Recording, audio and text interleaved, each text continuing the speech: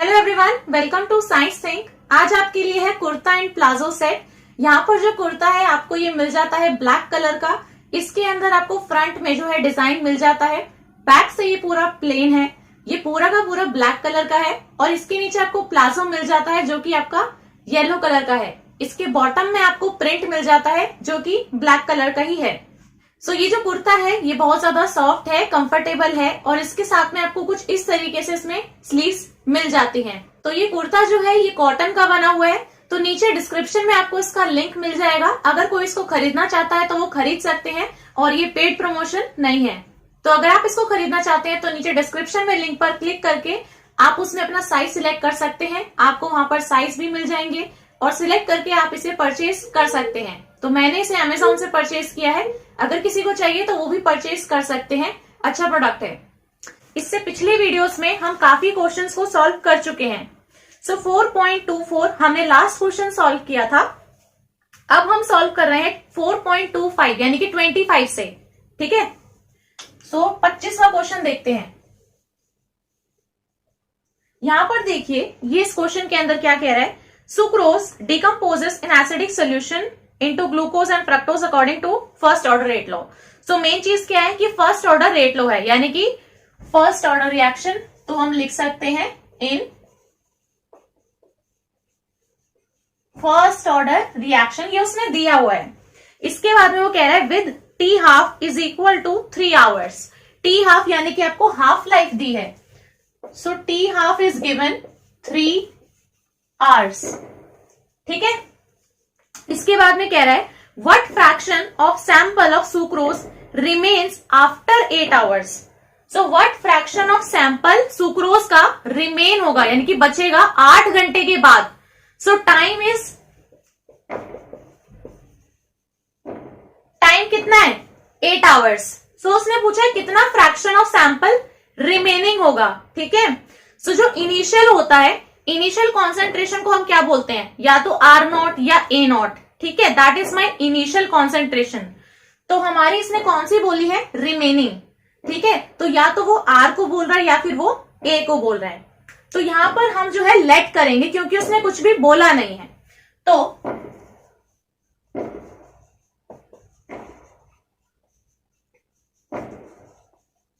यहां पर मैं लिख रही हूं let the initial concentration of sucrose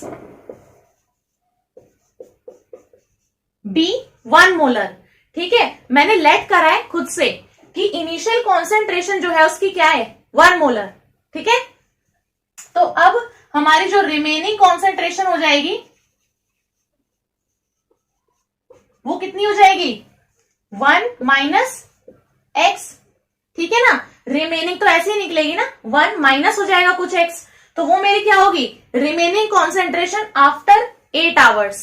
so initial concentration को हम क्या बोलते हैं R0। तो ये मेरी क्या है R0 है। और जो हमारी रिमेनिंग कॉन्सेंट्रेशन जो अब बची होगी इतने घंटे के बाद, वो हमारी क्या हो जाएगी R। सो मैंने बताया कि R0 जो है वो 1 मोलर है और R जो है वो क्या हो जाएगा ये 1 मोलर माइनस एक्स, ठीक है। तो हमें जो है ये सब डाटा पता है। यहां पर मैं इसको लिख देती हूं। तो मैं इसको यहां पर लिख रही हूं कि हमारा जो R0 है इनिशियली हम मान रहे हैं कि 1 मोलर है, मान रहे हैं, ठीक है। और जो हमारा R है दैट इज 1 माइनस एक्स। इस 1 में से माइनस हो जाएगा x, so that is R, ठीक है। इसके बाद में क्या कह रहे हैं fraction of sample of sucrose remains, ठीक है। टी हाफ भी दे रखा है, ठीक है। तो हमारे पास ये सारा डाटा है बस। तो हमें इससे फाइंड आउट करना है। तो यानी कि हमें क्या फाइंड आउट करना है ये R। पहले तो हम एक्स को फाइंड आउट करेंगे, फिर हम ये फ्रैक्शन ऑफ सैंपल रिमेनिंग निकालेंगे। अब जो रिमेनिंग होगा वो तो हमारी R की कॉन्सेंट्रेशन है ना, रिमेनिंग, ठीक है। तो हमें इस R की कॉन्सेंट्रेशन को फाइंड आउट करना है। देखो कैसे फाइंड आउट कर सकते हैं। जहां पर हमारा T R यूज होता है फर्स्ट ऑर्डर रिएक्शन के अंदर, हमारा सीधा सीधा फॉर्मूला है कि हमारा K बराबर होता है 2.303 by T log R0 divide by RK, ये होता है मेरा फॉर्मूला। अब यहां पर देखो इसके अंदर हमारे पास में T है ये रहा, दिया हुआ है टी। आर नॉट हमें पता है, आर हमें पता है, हमें ये रखना है। हमें क्या नहीं पता, के नहीं पता। सो यानी कि हमें रेट कांस्टेंट नहीं पता, लेकिन हमें टी हाफ दे रखा है। सो हम टी हाफ की हेल्प से इस रेट कांस्टेंट को फाइंड आउट कर सकते हैं। कैसे? फर्स्ट ऑर्डर रिएक्शन के अंदर ही हमारा फॉर्मूला होता है T half is equal to 0.693 by K होता है। तो हम इसको यहां पर लिख सकते हैं। तो ये हो जाएगा k is equal to 0.693 divide by T half. हो सकता है ना? अब यहां पर देखो 0.693 डिवाइड बाई टी हाफ दिया हुआ है 3। अच्छा, इसको डिवाइड करोगे तो मैंने डिवाइड करके लिखा हुआ है, ये आएगा आपका 0.231 आवर इनवर्स, क्योंकि टी हाफ जो हमने नीचे रखा है वो हमारा आर्स में था, तो ऊपर जाके क्या हो जाएगा, इनवर्स में। ठीक है, तो ये जो मेरे को वैल्यू मिल गई है इसको मैं यहां पर रख रही हूं 0.231 आर इनवर्स। इतनी है, हाँ इतनी है। ठीक है, तो इस वाले फॉर्मूले से मेरे को ये आर जो कॉन्सेंट्रेशन फाइंड आउट करनी है, ये वाली, इसे निकालने के लिए मेरे पास में अब रेट कांस्टेंट भी है, टी भी है, आर नॉट भी है। तो हम इसके अंदर ये सारी वैल्यूज को रख सकते हैं, रख के सॉल्व करते हैं। के कितना है 0.231 is equal to 2.303 divide T कितना दिया है 8 आवर्स, लॉग आर नॉट कितना माना है मैंने 1, आर कितना माना है मैंने 1 माइनस एक्स, जो मेरा रिमेनिंग होगा। ठीक है ना, इनिशियल में से कुछ मेरा निकल गया भाई, तो जो बचा होगा वो हमारा रिमेनिंग कहलाता है। ठीक है, so this we have to find. तो देखो यहां से हम जो है, क्योंकि हमें इस नीचे वाली चीज में से हमें x फाइंड आउट करना है, तो हम इस चीज को यहीं पर रहने देते हैं। बाकी हमारा जो ये कैलकुलेशन वाला पार्ट है हम इसे सॉल्व कर लेते हैं। ठीक है, सो ये हमारा हो जाएगा log 1/1 minus X is equal to 0.231। ये 8 जो था ये डिवाइड में था, इधर जाके क्या हो जाएगा मल्टीप्लाई में। सो मल्टीप्लाई 8 डिवाइड में जाएगा 2.303। अब इसे सॉल्व कर लेना है, तो मैं लिख दूं इधर सॉल्व करने के बाद जो है ये आपका आ रहा है 0.8024। ठीक है, तो इसके इक्वल आ रहा है। So log 1/1 minus X is equal to 0.8024। ठीक है, अब यहां से हमें क्या फाइंड आउट करना है, ये नीचे वाली चीज 1 माइनस एक्स वाली चीज हमें चाहिए। तो यहां से अब आप कैसे फाइंड आउट करोगे, देखो 1/1 माइनस एक्स हो जाएगा। इस चीज का हम क्या लेंगे, एंटी लॉग, क्योंकि मेरे को इस चीज को तो यही रखना पड़ेगा। अब जो चीज मेरे को फाइंड आउट करनी है उसके साथ में लॉग है, तो मेरे को इस वाले नंबर्स का एंटी लॉग लेना पड़ेगा। तो अगर आप 0.8024 का एंटी लॉग लोगे, तो मैंने यहां पर वैल्यू लिखी हुई है, ये वैल्यू आपकी आएगी 6.345। ठीक है, करके देख लेना, इतना आपका एंटी लॉग लेने के बाद आएगा।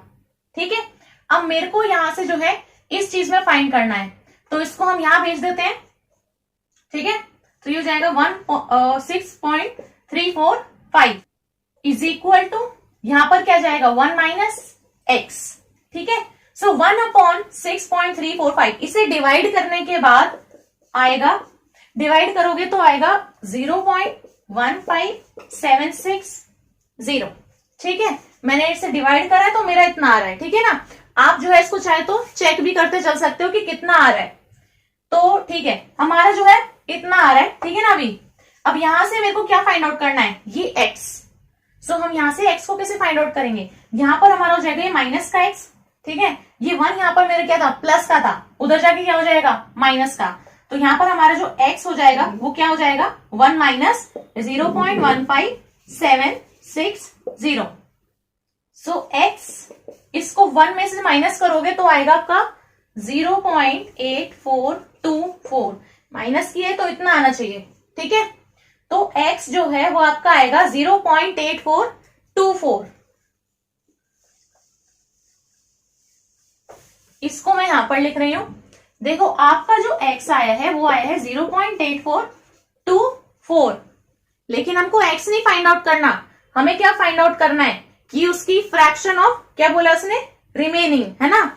तो रिमेनिंग वाला हमारा r है, तो हमें तो r फाइंड आउट करना है ना। तो r हमारा क्या है, r x के इक्वल नहीं है, r हमारा 1 माइनस एक्स के इक्वल है, तो हमें 1 माइनस एक्स फाइंड आउट करना है। ठीक है, तो r जो है, जो हमें फाइंड आउट करना है, that is equal to 1 minus X. So हमें 1 माइनस एक्स करना है, तो x कितना है, इतना। तो आपका r इक्वल आएगा, इसको माइनस करोगे तो मैंने लिखा हुआ है वही सेम चीज 7 6, ठीक है, इतना। और क्योंकि ये आपकी कॉन्सेंट्रेशन है तो उसमें मोलैरिटी टर्म भी आ जाएगी। ठीक है, क्योंकि हमने R नॉट को 1 मोलर माना था, तो आपका R भी इतने में ही आएगा। ठीक है ना। सो आपको ऐसे करके फाइंड आउट करना है इस क्वेश्चन के अंदर 4.25 के अंदर। नेक्स्ट देख लेते हैं हम 4.26। नेक्स्ट देखते हैं 4.26। 4.26 के अंदर कह रहा है डिकम्पोजिशन हाइड्रोकार्बन का इक्वेशन दे रखी है। ठीक है, तो इक्वेशन लिखते हैं सीधा। 4.26 के अंदर आपकी इक्वेशन है k is equal to 4.5 into 10 की पावर 11 सेकेंड इनवर्स, और फिर e की पावर है -28000 k बाई टी। ठीक है, ये आपको दिया हुआ है। और कैलकुलेट EA यानी कि एक्टिवेशन एनर्जी निकालनी है। सो ये बड़ा आसान है निकालना। यहां पर देखो ये इक्वेशन आपको किस तरीके की दिख रही है, हमने आर्रीनियस इक्वेशन पढ़ी है। आर्रीनियस इक्वेशन होती है k is equal to a e की power minus EA upon RT। तो हम क्या कर सकते हैं, हम इस आर्रीनियस इक्वेशन को इस वाली इक्वेशन के साथ में कंपेयर कर सकते हैं। देखो इन्हें कंपैरिजन करके देखो, यहां पर आपको k दिया है, so this is equal to k इसके इक्वल है और ये k भी इसके इक्वल है। ठीक है, यहां पर देखो आपको एक्सपोनेंशियल चीज से पहले, इस एक्सपोनेंशियल चीज से पहले आपको जो ये वैल्यू दी है ये इस a के इक्वल होगी, है ना। अगर हम इस इक्वेशन को आर्रीनियस इक्वेशन से कंपेयर करते हैं तो हमें ये दिख रहा है कि this is equal to this.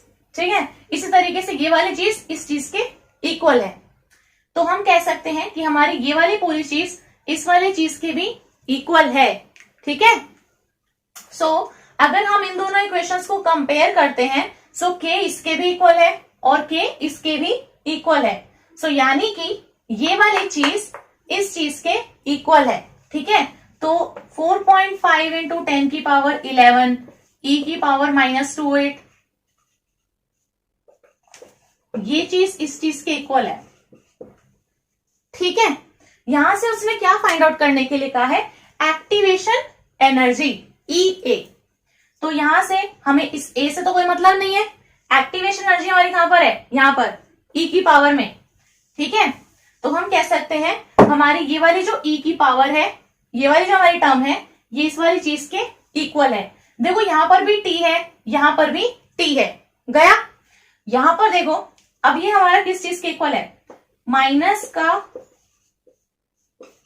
EA upon R, मतलब इस एक्सपोनेंशियल की जो पावर है और इस एक्सपोनेंशियल की जो पावर है, हम उन्हें कंपेयर कर रहे हैं।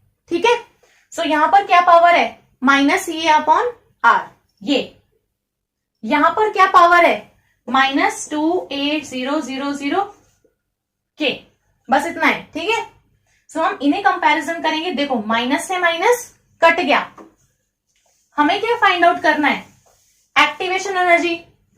तो मेरे को यहां से ये EA चाहिए, तो यहां पर जो मेरे पास में ये R है गैस कांस्टेंट, इसको हम इधर भेजेंगे। सो EA बराबर हो जाएगा 28000 है, इसके साथ में मल्टीप्लीकेशन में आएगा 8.314।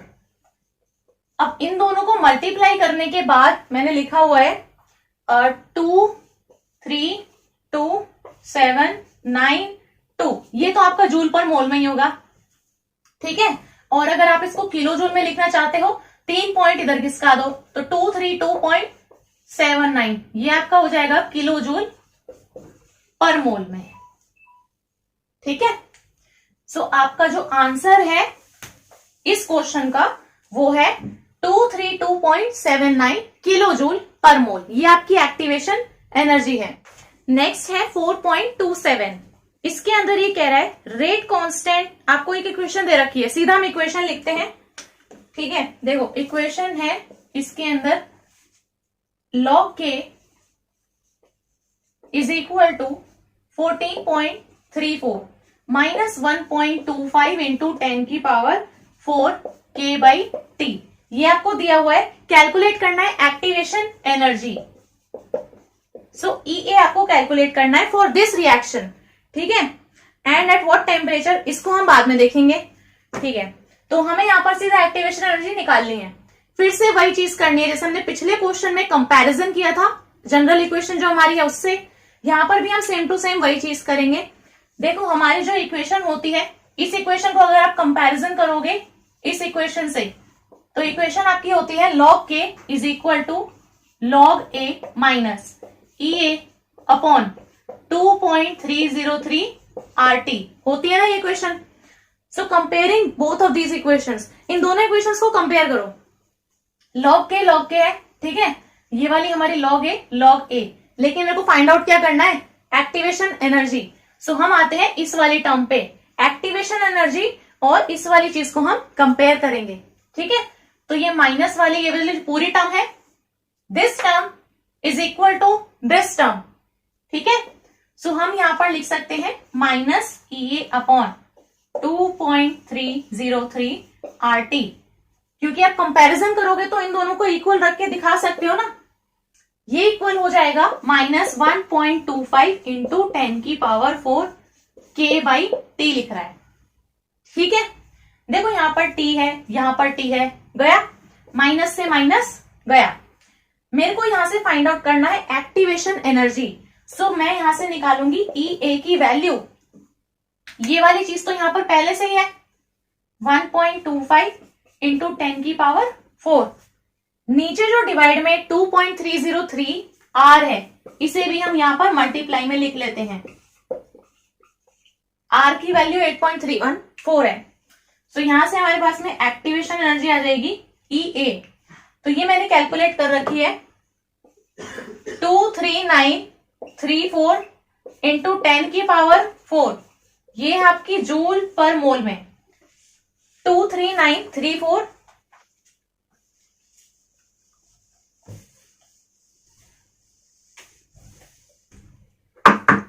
ठीक है, तो यहां पर जो है हम सीधा लिखते हैं किलो जूल में, 239.34 किलो जूल पर मोल।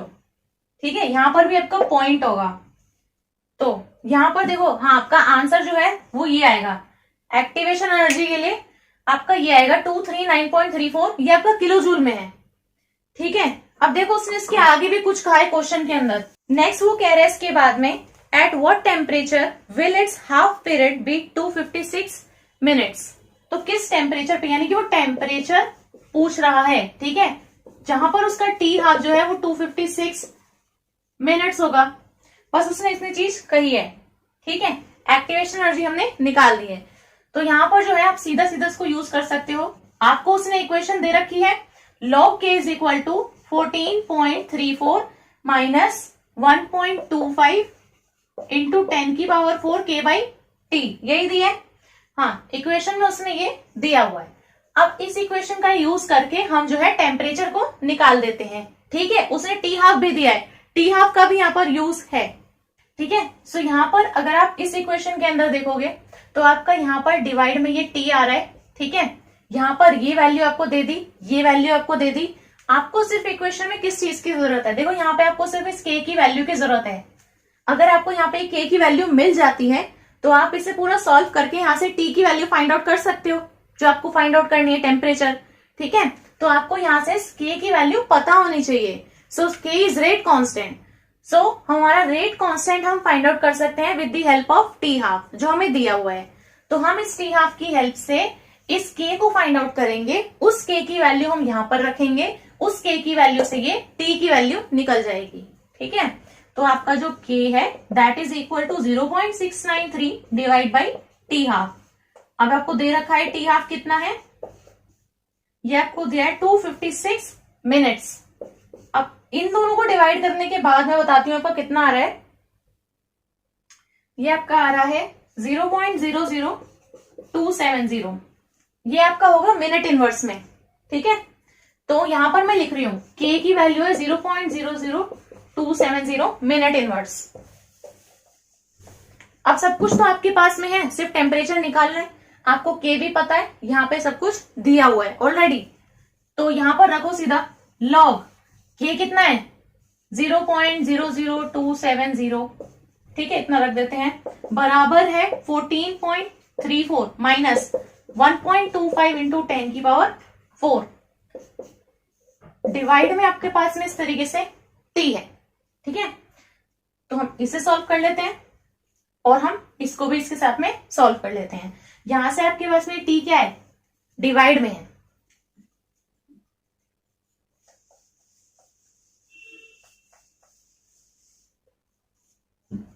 तो यहां पर मैं लिख रही हूं आपका जो t आएगा इस पूरे को सॉल्व करने के बाद ये आएगा 1.25 इंटू 10 की पावर ये जो 4 है, ठीक है, मतलब ये वाली चीज जो है ये अपॉन में, और इन पूरे को सॉल्व करने के बाद में जो आपके पास में आएगा वो होगा आपका 16.908। आप इसको खुद से भी चेक कर सकते हो कितना आना चाहिए आंसर, ठीक है। फिर भी मैं आपको इसमें बता रही हूं कि इतना ही आना चाहिए। ये आपका केल्विन में ही आएगा टेम्परेचर, ठीक है ना, क्योंकि केल्विन वहां पे बचेगा। तो आपका जो है ऐसे ऐसे, मतलब आपको बता रही हूँ किस तरीके से आपको अप्रोच रखनी है, कैसे कैलकुलेट करना है। तो बस वहां पे आपको जो है वैल्यूज उठा उठा के रखनी है, और मल्टीप्लाई डिवाइड है जो कि सिंपल आपकी कैलकुलेशन वाला पार्ट है। तो आपको इस तरीके से सॉल्व करना है, ठीक है। ये आपका 4.27। अब हम बात करते हैं 4.28 की।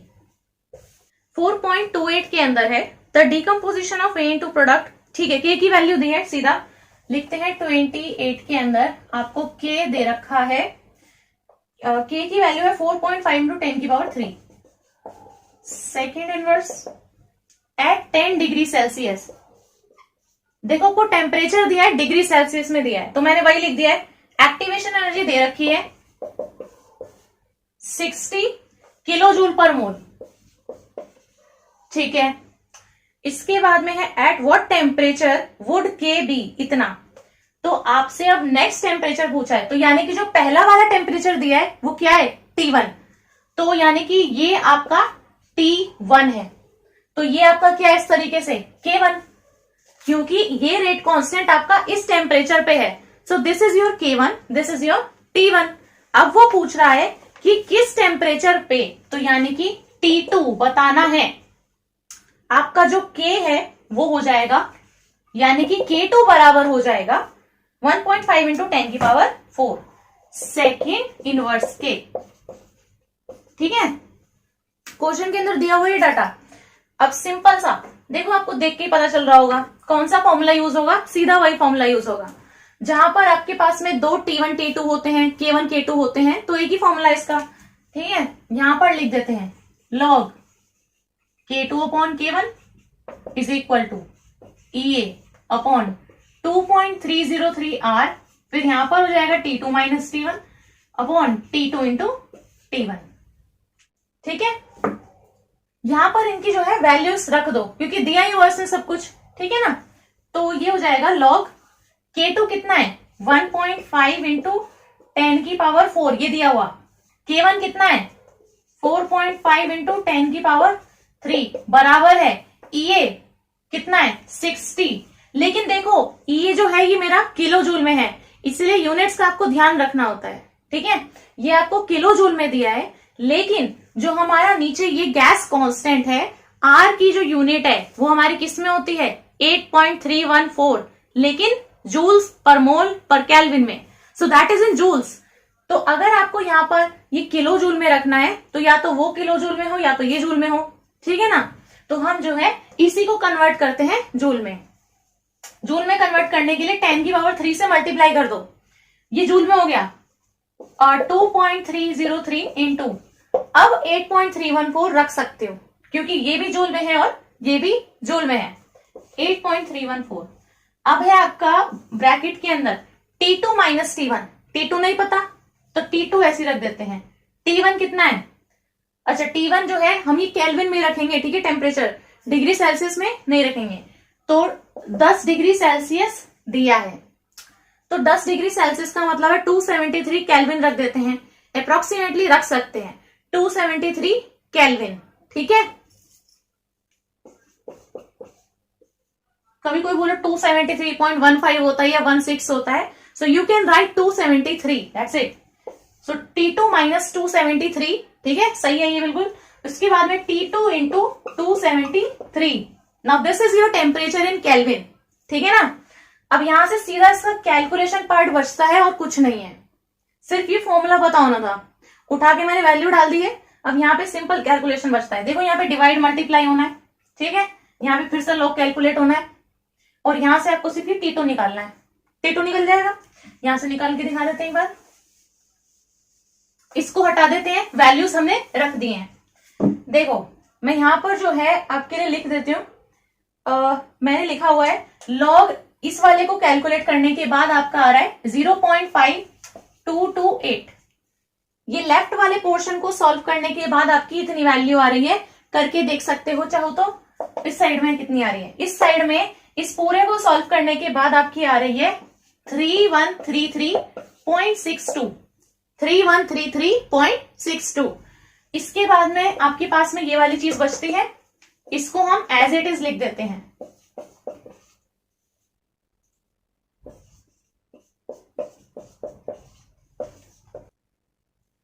अच्छा जो हमारा टेम्परेचर था वो 10 डिग्री सेल्सियस में था ना, तो उसको 283 कर लो।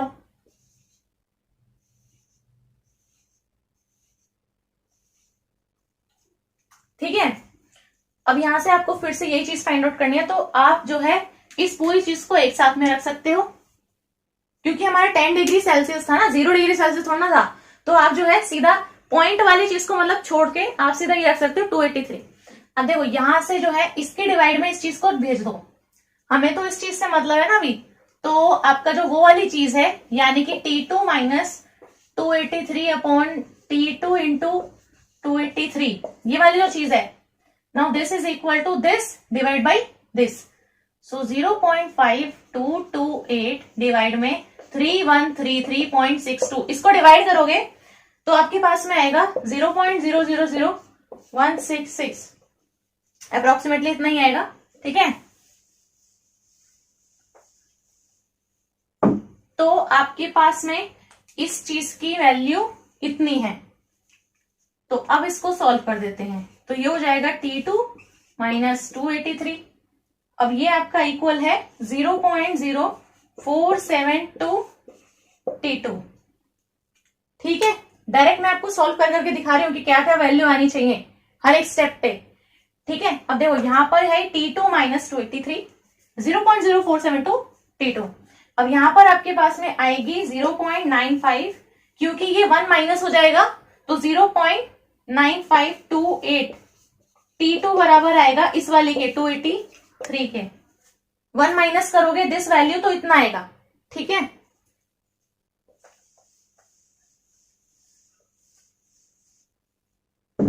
अब तो सीधा T2 निकालना है बस यहां से, तो T2 आपका हो जाएगा 283 डिवाइड में है 0.9528, सिंपल डिवाइड कैलकुलेशन वाला है। T2 आपका हो जाएगा, आंसर बता देते हो, इसका आंसर आएगा आपका 297.02 केल्विन, इतना ही आना चाहिए, इतना आ रहा है, ये आपका T2 है, ठीक है।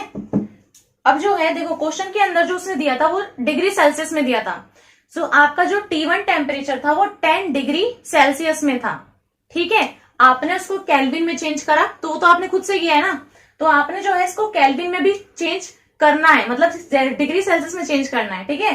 केल्विन में आपने फाइंड आउट किया है, लेकिन क्योंकि उसने क्वेश्चन के अंदर डिग्री सेल्सियस में दिया था, तो आपको इसको भी अभी डिग्री सेल्सियस में कन्वर्ट करके उसको बताना पड़ेगा, ठीक है। क्योंकि T1 इज 10 डिग्री सेल्सियस, तो T2 भी आपको डिग्री सेल्सियस में बताना पड़ेगा। सो जो T2 हो जाएगा वो आपका हो जाएगा 273 माइनस 297, ये तो आपकी केल्विन वाली वैल्यू है ना, माइनस 273, मैं 273 ही रख रही हूं, ठीक है। पॉइंट वाला मैं नहीं रख रही हूं, तो इसको माइनस करने के बाद आपका आना चाहिए 24.02 डिग्री सेल्सियस में। मैंने पॉइंट वाली कोई वैल्यू नहीं लिखी है, सीधा मैंने सिर्फ 273 ही लिखा है, उसी के अकॉर्डिंग मैंने किया है। ठीक है, तो आपका जो T2 है वो डिग्री सेल्सियस में आ जाएगा, केल्विन माइनस कर देना 273। ठीक है, तो ये आपका किसका आंसर है, 4.28 का आंसर है। नेक्स्ट है 4.29, the time required for 10% completion of a first order reaction. तो आपकी जो रिएक्शन है वो फर्स्ट ऑर्डर है, time required for 10% completion is equal to the time required for the 25% completion at इतना केल्विन। तो 10% कंप्लीशन के लिए आपको अलग टाइम दिया है, टेम्परेचर दिया है, और जो 25% कंप्लीशन है उसके लिए आपको अलग टेम्परेचर दिया है। ठीक है, तो वो कह रहा है कि टी जो आपका 10% पे है इसके लिए आपको टेम्परेचर अलग दिया है 298 केल्विन। ठीक है, now this is equal to T of 25%, लेकिन दूसरे टेम्परेचर पे टेम्परेचर है आपका 308 केल्विन, दोनों में अलग अलग टेम्परेचर है। अब ये कह रहा है वैल्यू ऑफ ए की वैल्यू दी हुई है 4 इंटू 10 की पावर 10 सेकेंड इनवर्स। आपको के कैलकुलेट करना है 318 केल्विन पे और एक्टिवेशन एनर्जी। सो के एट 318 केल्विन और ई ए आपको कैलकुलेट करना है। ठीक है, सो यहां से पहले हम जो है ये फाइंड आउट करते हैं, क्योंकि देखो हमें ये दे रखा है ना, हमें के फाइंड आउट करना है। एक तो जो हमारा रेट कांस्टेंट है, आरएनएस फैक्टर जो है मेरा प्री एक्सपोनेंशियल फैक्टर, इसकी वैल्यू दी हुई है। सो हमें समझ में आ रहा है कि कौन सा फॉर्मूला इसके अंदर हम लगाएंगे। ठीक है, तो देखो अप्रोच कैसे रखते हैं, पहले हम इसी चीज का यूज करते हैं। पहले हम जो हमारी टाइम के साथ में जो हमारी पूरी इक्वेशन है, पहले हम उसको लिख लेते हैं इस टेम्परेचर पे, फिर हम उसी टाइम वाली इक्वेशन को लिख लेते हैं इस टेम्परेचर पे। तो आप इस तरीके से लिख सकते हो, देखो मैं इसको लिखूंगी के एट 298 केल्विन बराबर हो जाएगा 2.303 बाई टी। मैंने लिखा है 298 केल्विन पे है। ठीक है, सो ये वाली इक्वेशन मैं लिख रही हूँ 298 के लिए, डिवाइड बाई टी लॉग। अब लॉग के आगे जो हमारी आर नॉट और आर होती हैं, पिछली वीडियो में किया था, बड़ा आसान था। ठीक है, कैसे करते थे, यहां पर हमारी R naught divide by R है, so R naught is 100%, so R naught is 100। ठीक है ना, इनिशियल तो पूरी 100 ही होगी, नीचे हमारी आर आती है, so are is what, left, जो हमारी बची हुई कॉन्सेंट्रेशन है वो। सो यहां पर अगर हम टी 10% की बात करते हैं, तो टी 10% का मतलब है कि 10% तो कंप्लीट हो गई, तो बची कितनी, 90%। तो हम यहां लिखेंगे 90, 0 से 0 काट दो। ठीक है, अब ये जो है ये आपकी एक इक्वेशन आ गई। ठीक है, इसको हटा देते हैं यहां से। ऐसे ही आप टी 25% के लिए लिख सकते हो इस टेम्परेचर पे, तो ये हो जाएगा के 308 बराबर 2.303 बाई टी लॉग। टी 25% के लिए लिख रहे हैं, so initial will be 100 divide by left कितना होगा, 100 माइनस 25 तो 75। ये आपकी इक्वेशन 2 हो गई। तो इस डाटा का यूज करके मैंने ये दोनों इक्वेशंस लिखी हैं। ठीक है, अब यहां पर देखो आप इन्हें क्या करो, डिवाइड करो। अगर हम इस टेम्परेचर की बात करते हैं, सो इस वाले के लिए ये हमारा T1 होगा टेम्परेचर, यहां पर हमारा ये T2 टेम्परेचर होगा, तो इस अकॉर्डिंग हमारा ये K1 हुआ और ये K2 हुआ ना। तो हम यहां पर करेंगे K2 अपॉन K1, क्योंकि हम ये वाली चीज जो है अपने फॉर्मूले में रखते हैं। ठीक है ना, तो हम क्या करेंगे K2 अपॉन K1। K2 की वैल्यू ये वाली है, तो हम लिखेंगे 2.303 by T log 100 divide by 75, यानी equation 2 divide by equation 1 2.303 by T log 10 upon 9। ये है, दोनों को डिवाइड किया है सिंपल।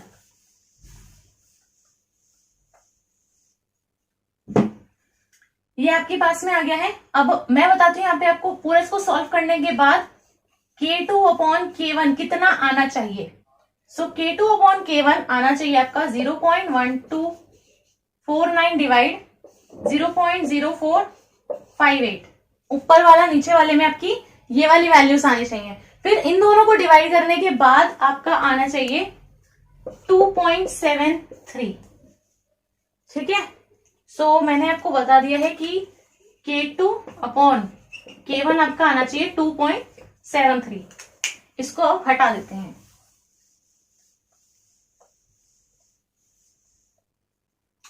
ये आपका आ गया। अब इसने क्या बोला था हमें, इसने बोला था कि हमें वैल्यू ऑफ ए दे रखी है, के फाइंड आउट करना है। सो यहां पर मैंने ये निकाल दिया है K2 अपॉन K1। ठीक है, अब हमें क्या फाइंड आउट करना है, ये एक्टिवेशन एनर्जी। सो यहां से हम इसी चीज का यूज करेंगे, K2 अपॉन K1 जो मैंने फाइंड आउट किया है ना दोनों इक्वेशंस का यूज करके, अब हम इसी चीज का यूज करेंगे एक्टिवेशन एनर्जी को फाइंड आउट करने में। क्योंकि फॉर्मूला क्या होता है, log K2 upon K1 is equal to EA upon 2.303 R T2 minus T1 upon T2 into T1। ठीक है, यहां से मेरे को इस चीज को फाइंड आउट करना है, ये वाली चीज। बाकी सबकी वैल्यू हमें पता है, रख देते हैं। ठीक है, ये आपका हो जाएगा लॉग K2 अपॉन K1 मैंने फाइंड आउट किया है 2.73 is equal to EA upon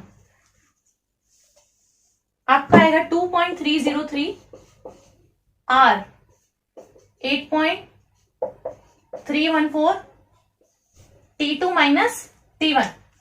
T2 कितना है और T1 कितना है इसमें, T2 उसने दिया था 308 और T1 दिया था 298। ठीक है, क्वेश्चन के अंदर उसने बोला था ना, तो 308 माइनस 298, 308 इंटू 298। चलो उसको सॉल्व कर लेते हैं। सिंपल, आपको यहां से बस एक्टिवेशन एनर्जी निकालनी है अभी वाली।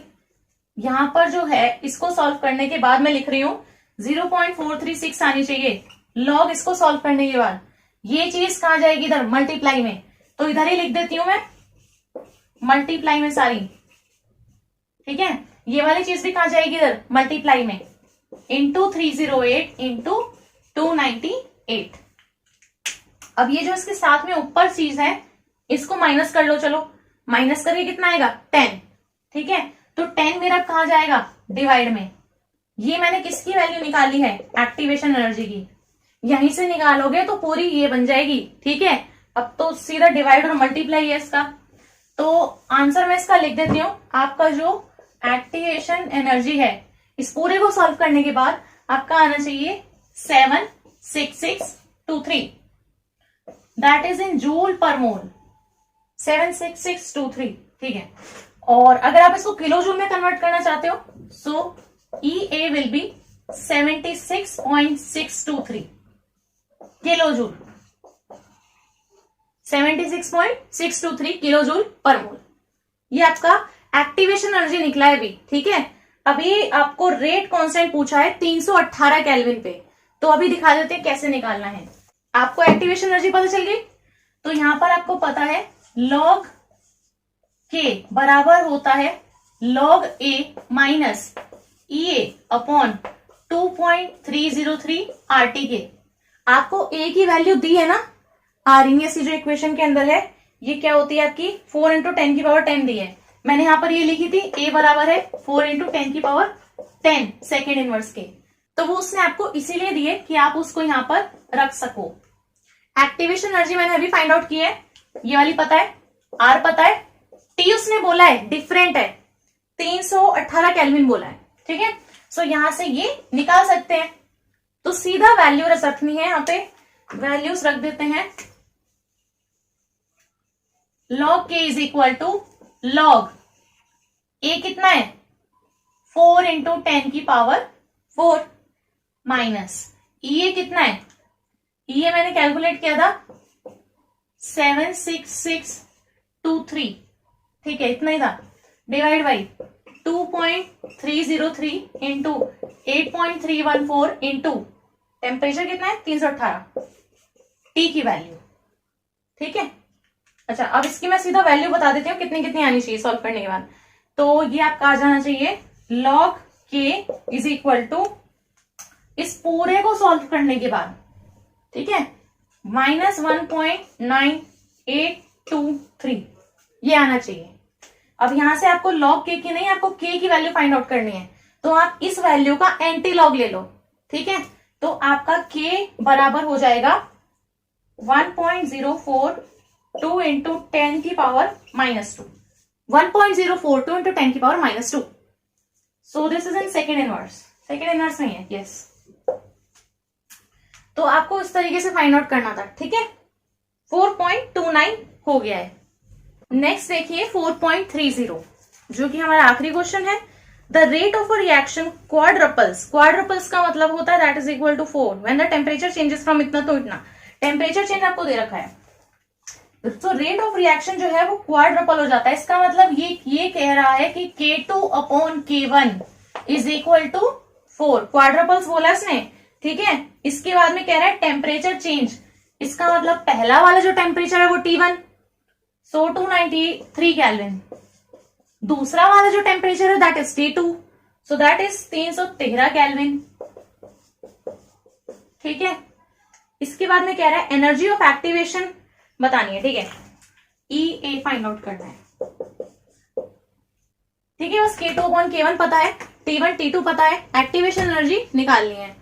सो यहां पर हमारा सीधा सीधा फॉर्मूला होता है log K2/K1 बराबर है EA/2.303 R, फिर ब्रैकेट के अंदर आता है T2 - T1/T2 इंटू T1। हमें T1 भी पता है, हमें T2 भी पता है, हमें ये यहां से R की वैल्यू भी पता है और K2/K1 भी पता है, ठीक है। सो यहां पर सीधा इनकी हम वैल्यू रख देते हैं, तो ये आपका हो जाएगा log 4 is equal to EA/2.303 into R की वैल्यू है 8.314, T2 है आपका 313 - 293, 313 इंटू 293, ठीक है।